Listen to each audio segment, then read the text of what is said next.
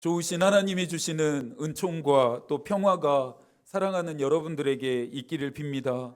오늘은 성탄후 제2주이면서 신년 주일입니다. 그리고 내일 1월 6일은 주연절입니다. 주연절은 마지막 빛의 주기로 예수 그리스도께서 이 세상에 그분이 하나님의 아들 되심, 즉 신성을 드러내심을 기억하기 위해 오랜 교회 전통으로 지켜오는 날입니다.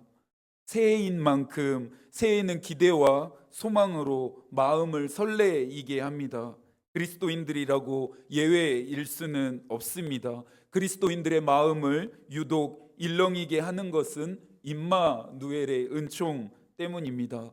계획하고 준비하고 바라는 것들이 잘 이루어지는 것도 복이겠지만 언제나 어디서나 하나님이 우리와 함께 하심이 가장 큰 기쁨이 됩니다. 어거스틴은 고백록에서 하나님을 멀리함이 죄악이고 슬픔과 탄식으로 빠지는 지름길이다라고 말했습니다. 죄악은 하나님을 멀리한 삶의 열매입니다. 그러니 열매만 없앤다고 해서 완전히 죄악이 청산되지 않습니다. 근본적인 해결 방법이 아니기 때문이죠. 죄악의 열매가 내 삶에, 우리의 삶에 결실하지 않게 하려면 하나님께 가까이 가야 합니다. 하나님을 가까이 해야 합니다. 하나님 안에 심겨져 있기만 하면 됩니다. 히브리 시인은 시편 73편 28절에서 노래했습니다.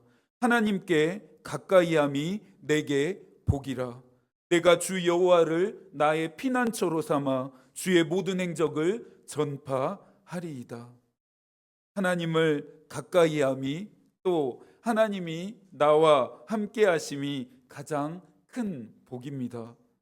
피할 곳이 있음에 고요한 이 아침 위로와 용기와 희망을 얻습니다. 어려운 일을 만났을 때, 시험과 고난이 닥쳤을 때, 외로움과 두려움이 우겨 쌀 때는 하나님께 피하십시오. 살 길과 피할 길을 만나게 될 것입니다. 새로운 이 한 해에는 하나님을 더욱 가까이 하십시오. 새로운 한 해에 하나님이 여러분의 발에 등불이 되어주시고 여러분의 길에 빛이 되어주시기를 축복합니다. 새해가 시작되면 표어를 주제로 말씀을 전하고 있습니다. 2025년 우리 교회 표어는 선명한 복음, 분명한 생활입니다. 1월 한 달 동안 주일 오전 예배 시간에는 표어와 관련된 말씀들을 연속해서 나누어 가겠습니다. 단순히 죽은 표어로만, 문자적인 표어로만 존재하지 않고 우리의 삶 한가운데 살아서 역사하는 도전이 되기를 소망합니다. 첫째 주와 둘째 주에는 선명한 복음에 관한 말씀을 나누고, 셋째 주와 넷째 주에는 분명한 생활에 관한 말씀을 나누겠습니다. 이 시간들을 통해 우리 안에 흐릿했던 복음은 선명해지고 또 또렷하지 않았던 삶은 분명해질 수 있기를 바랍니다. 로마서 6장 22절의 말씀을 새 번역으로 읽어드리겠습니다. 이제 여러분은 죄에서 해방을 받고 하나님의 종이 되어서 거룩함에 이르는 삶의 열매를 맺고 있습니다. 우리는 죄악의 열매가 아닌 거룩함에 이르는 삶의 열매를 결실해야 합니다. 거룩한 삶에 이르게 하는 원동력이 무엇입니까? 복음입니다.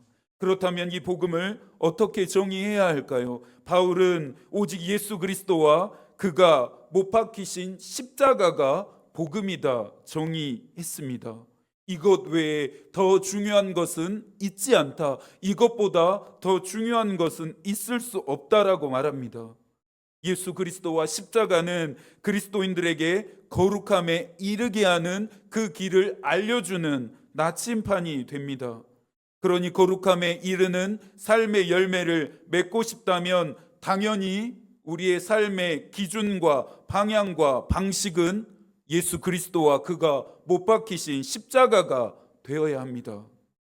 루터는 그리스도인이 믿음 안에 사는 것과 예수의 말씀과 복음을 따라 사는 것이 신자들에게 요구할 총체라고 말했습니다. 우리에게 가장 중요한 것 두 가지이라 할 수 있습니다. 하나는 믿음 안에서 사는 것이죠. 바울이 갈라디아 교회에 권면한 것처럼 나를 사랑하사 나를 위하여 자신을 버리신 하나님의 아들을 믿는 그 믿음 안에서 사는 것입니다. 그리스도께서 여러분을 사랑하심을 믿으십니까? 여러분을 위하여 자신을 버리심도 믿으십니까? 아멘이라고 대답하셨으니 올 한 해 동안 그 믿음 안에서 사실 수 있기를 바랍니다. 그 고백대로 살아가실 수 있기를 바랍니다. 또 하나는 예수의 말씀과 복음을 따라 사는 것입니다. 예수께서는 자신이 아버지께로 하나님께로 나아가는 길이 된다 말씀하십니다. 거룩함에 이르는 삶이란 도덕적, 윤리적으로 무흠한 삶을 사는 것 그 이상입니다. 길과 진리와 생명 되시는 예수 그리스도를 따라가는 것입니다. 믿음 생활의 원리는 간단합니다.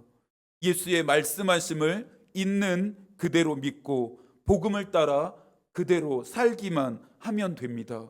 이것 말고 다른 길은 없습니다. 이것 말고 다른 더 중요한 것이 있을 수가 없습니다. 여러분의 믿음이 단순해지고 또 날카로워질 수 있기를 축복합니다. 오늘의 말씀 17절을 한 번 더 함께 읽습니다. 이때부터 예수께서 비로소 전파하여 이르시되 회개하라 천국이 가까이 왔느니라 하시더라. 예수께서 선포하신 복음의 요약도 두 가지입니다. 회개하라와 천국이 가까이 왔다입니다. 예수의 이 선포는 죄악의 심각성과 심판의 시급성을 알린다는 점에서 중요합니다. 여러분은 죄에서 완전히 해방되셨습니까? 그 죄에서 여러분들 완전히 노임을 받으셨습니까? 웨슬리는 회개란 우리의 마음 안에 죄들이 잔재하면서 우리의 언행을 입에하고 있는 것을, 그리고 모든 성질과 언행에 대하여 심판을 받아야 된다라고 느끼는 것이다라고 말했습니다. 무슨 말입니까? 저와 여러분이 스스로가 심판을 받아야 할 죄인임을 느끼고 있는지, 인정하고 있는지, 인식하고 있는지가 중요하다라고 웨슬리가 이야기하는 것입니다. 죄악의 심각성은 내가 내 자신이 전적으로 타락했고 전적으로 부패했으니 또 전적으로 무능하니 심판을 받는 것이 당연하다 여기는 것입니다. 이것은 바리새인과 세리의 비유에 나왔던 세리가 가지고 있었던 마음과 태도였습니다. 누가복음 18장 13절입니다. 세리는 멀리 서서 감히 눈을 들어 하늘을 쳐다보지도 못하고 다만 가슴을 치며 이르되 하나님이여 불쌍히 여기소서 나는 죄인이로소이다. 자신의 죄악의 심각성을 깨달은 자들만 회개합니다. 가슴을 치며 불쌍히 여겨주시기를 하나님께 요청합니다. 하나님 앞에서 체면이나 차리고 형식만을 따지는 자들은 하나님의 용서하심, 하나님의 긍휼하심을 입지도 얻을 수도 없습니다. 사랑하는 여러분, 예수 그리스도와 그분이 못 박히신 십자가 앞에서 여러분의 죄인됨을 인정하십시오. 심판을 받을 수밖에 없는 존재임을 여러분들 인정하십시오. 가슴을 치고 통곡하며 용서해 주시기를, 긍휼히 여겨 주시기를 간절히 요청하십시오. 그래야만 구원될 수 있습니다. 죄의 심각성을 깨달아야 하는 이유는 심판의 시급성 때문입니다. 마지막 때는 우리가 예수를 처음 믿을 때보다 훨씬 더 가까이 왔습니다. 베드로후서 3장 10절입니다. 그러나 주의 날이 도둑같이 오리니. 그날이 어떻게 온다 말합니까? 도둑같이 언제 올지 모른다라고 말하고 있습니다. 그날은 도둑과 같이 찾아올 것입니다. 노아의 때와 롯의 때에는 그날은 오지 않을 거라 말하면서 사람들은 먹고 마시고 장가들고 시집가고 팔고 심고 집을 짓고 살았습니다. 정욕과 탐욕에 취해 살아갔습니다. 하지만 그들의 생각과 다르게 그날은 도둑같이 찾아왔고 그들은 모두 심판을 받았습니다. 예수 그리스도께서 이 땅을 심판하시는 그날, 하나님의 나라가 최종적으로 이 땅에 완성되는 그 날을 맞이하려면 두렵고 떨리는 마음으로 깨어 있어야 합니다. 여러분들 깨어 있으십시오. 18절과 19절도 함께 읽어볼까요? 갈릴리 해변에 다니시다가 두 형제 곧 베드로라는 시몬과 그의 형제 안드레가 바다에 금을 던지는 것을 보시니 그들은 어부라 말씀하시되 나를 따라오라 내가 너희를 사람을 낚는 어부가 되게 하리라 하시니 예수께서 제자들을 부르십니다. 제자들을 부르시는 예수의 말씀하심은 단호했고 단순했습니다. 나를 따라오라. 이 나를 따라오라고 하는 부르심에 시몬과 안드레, 야고보와 요한이 즉시 따르게 됩니다. 예수를 따르는 과정이 어찌 이렇게 쉬운 것일까요? 그들은 아무것도 묻지 않았고 아무것도 따지지 않았습니다. 심지어 자신들에게 가장 소중했던 그물과 배와 부모까지 버립니다. 도대체 그들에게 무슨 일이 일어난 것일까요? 제자가 되는 삶에 대한 구체적인 청사진이 제시되어진 것도 아니었습니다. 제자의 삶을 사는 자들에게 주시는 확실한 상급이 보장되어진 것도 아니었습니다. 나를 따라오라는 단 한마디의 말씀뿐이었습니다. 독일에 행동하는 신학자였던 본 회포는 부름받은 자는 특별히 값진 일을 하기 위해서가 아니라 그저 부르심 때문에 자기의 모든 것을 버린다. 그렇지 않으면 예수의 뒤를 따라갈 수 없기 때문이다 라고 말했습니다. 예수를 따름이 값진 일을 하기 위해서입니까? 값진 보상을 얻기 위해서입니까? 입니다. 아니죠. 나를 따라오라 부르시는 분이, 나를 따라오라 말씀하신 분이 하나님이신 예수 그리스도이시기 때문에 절대적인 권위 앞에 피조되어진 우리가 복종하는 것입니다. 믿음은 부르심 앞에 그대로 복종하는 것입니다. 복종 외에 믿음에 이르게 하는 다른 길은 없습니다. 칼빈은 하나님께 복종을 다짐하면서 이와 같이 고백했습니다. 나는 하나님께 순종하기 위해서 나의 뜻과 나의 애틋한 감정들을 바치오며 복종시킬 것이며 흔들리지 않으렵니다. 그리고 나 자신의 뜻을 버려야만 할 때에는 언제든지 주님께서 친히 나에게 말씀하실 것을 소망하면서 나 자신을 복종시키고자 합니다. 현대교회와 그리스도인들이 그리고 우리가 잃어버린 복종입니다. 하나님의 말씀하심에 무조건적으로 있는 그대로 단순하게 복종하는 마음과 태도를 우리가 잃어버렸습니다. 생각과 의지 없이 맹목적으로 복종하라 하는 것이 아닙니다. 하나님이 말씀하신 것을 정말 믿는지, 그리고 하나님이 말씀하신 것을 믿는 대로 여러분들이 삶을 살고 있는지를 묻는 것입니다. 오늘 본문에 나오는 사람들처럼 단순하게 복종해보자 말씀드리는 것입니다. 고린도후서 10장 5절입니다. 하나님 아는 것을 대적하여 높아진 것을 다 무너뜨리고 모든 생각을 사로잡아 그리스도에게 복종하게 하니. 우리의 생각이 어떻게 하면 하나님의 말씀에 복종할 것인가만 생각할 수 있다면 얼마나 좋을까요? 실상은 그 반대여서 문제입니다. 타락하고 부패한 우리는 어떻게 하면, 할 수만 있다면 하나님의 말씀에 복종하지 않을 수 있을까만 궁리하고 시도. 여러분은 어떨까요? 예수께서 제자들을 부르시는 장면은 중요한 믿음의 원리를 일깨워 줍니다.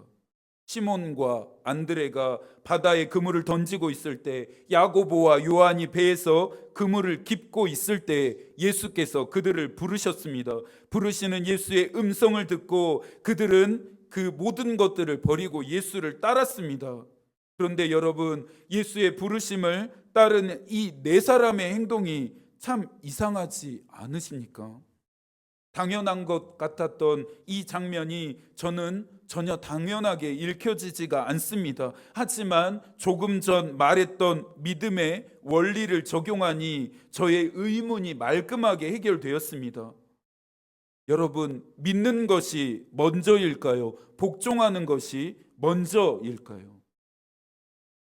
현대교회와 그리스도인들이 복종을 잃어버린 이유는 믿는 것이 먼저이고 복종이 다음이라고 하는 시간적인 순서로 이해하고 믿음 생활을 하기 때문입니다. 믿음과 복종을 분리시켜버린 잘못을 저지른 것입니다. 다시 한번 보네퍼의 말을 빌려 설명해야겠습니다. 보네퍼는 믿음은 복종 속에서만 존재하고 복종이 없으면 존재하지 못한다. 믿음은 복종의 행위 속에서만 믿음일 수 있다라고 말합니다. 제자들은 믿음이 있어서 예수를 따른 것이 아닙니다. 예수를 따른 다음에 믿음이 생겨났습니다. 한국 교회는 잘 믿는 것에 대해서는 너무나 잘 가르쳐 왔습니다. 하나님에 대한 것도 그 어느 교회, 세계 어느 교회보다도 너무나도 잘 가르쳤습니다. 그러나 잘 믿는 것이 우리의 삶과 우리의 생활과 어떻게 연결되어야 하는지, 우리의 믿는 것이 삶으로 어떻게 번역되어야 하는지에 대해서는 가르치지 않았고 알려주지 않았고 강조하지 않았습니다. 우리에게 부족한 것은 하나님에 대한 지식이 아닙니다. 우리에게 부족한 것은 훈련과 세미나가 아닙니다.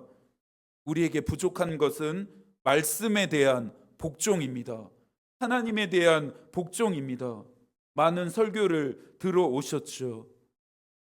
들은 말씀들 중에 따르고 복종하고 있는 말씀들이 여러분에게 몇 개나 되십니까? 이것은 저에게도 적용됩니다. 전한 대로, 전한 만큼 얼마나 나는 복종하고 있는지 말씀을 준비하면서 저에게 묻고 또 물었습니다. 보네퍼가 믿음보다 행위를 더 강조한다라고 오해해서는 안 됩니다. 웨슬리의 말처럼 살아있는 믿음이 되기 위해서는, 하나님이 기뻐하시는 믿음이 되기 위해서는, 구원의 거룩함에 이르게 하는 믿음이 되기 위해서는 무엇이 선행되어야 하는지를 도전합니다. 예수 그리스도와 그분이 못 박히신 십자가가 선명해지길 원하십니까? 그렇다면 예수를 따르십시오. 예수를 따르면 무엇입니까? 그분의 말씀하심에 복종함입니다.